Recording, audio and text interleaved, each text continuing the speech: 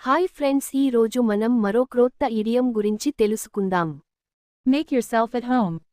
Make yourself at home అంటే తెలుగులో ఇది మీ సొంత ఇల్లుగా భావించండి, నిస్సంకోచంగా ఉండండి లేదా సౌకర్యంగా ఉండండి అని అర్థం.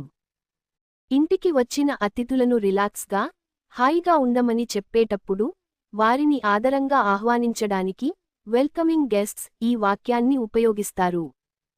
ముఖ్యమైన అర్థాలు: నిస్సంకోచంగా ఉండండి, ఇంట్లో ఉన్నట్లు భావించండి, అతిథికి ఎలాంటి బిడియం లేకుండా ఇల్లు వారిదే అని చెప్పడం.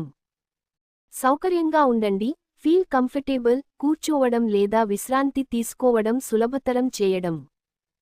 సొంత ఇల్లుగా భావించండి, consider this your own house, సంకోచం లేకుండా వస్తువులను వాడుకోమని చెప్పడం. ఉదాహరణ: please make yourself at home, దయచేసి ఇంట్లో ఉన్నట్లుగా ఉండండి, సంకోచించకండి. Please like and subscribe this channel and share to your friends.